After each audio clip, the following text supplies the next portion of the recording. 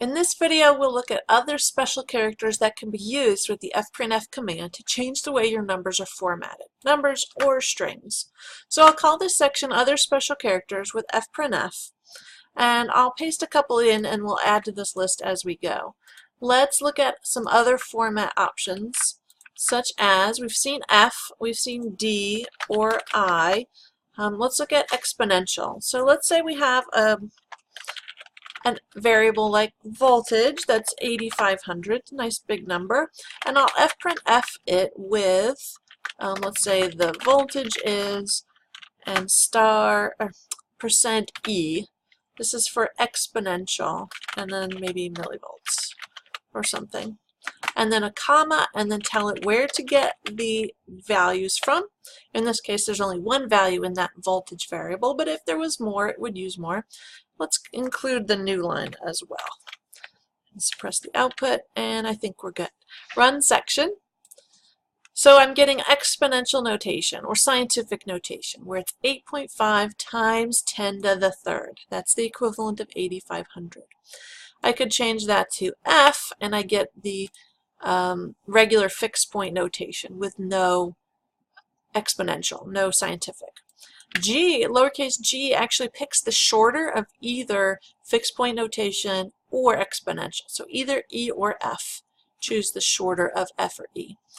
In this case, it's giving me the shortest version, which is not including all that, the decimals, which are just 0 anyway.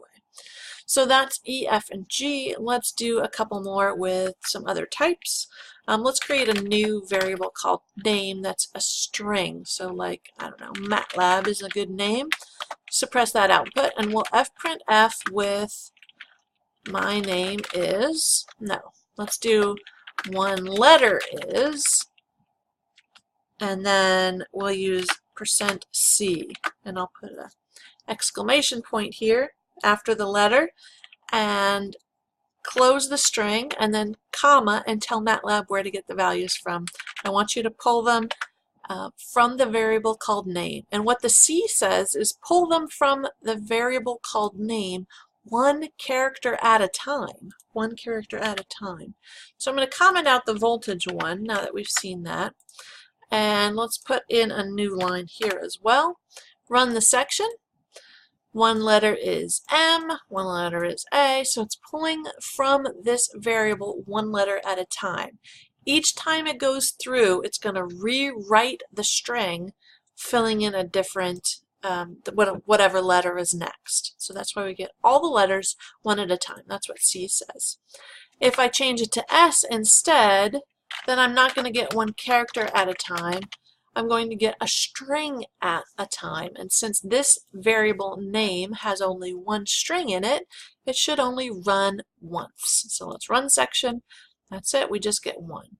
If we had a matrix that had multiple strings in it, like an array with all of my students' names, with each name being a different entry, then this is how I could get each name printed a different time. So we've seen C and we've seen S. Let me add those to the list, C and S. And then the last way we can do it is using numbers. So I'm going to write this down, but I'll show you an example in the next video.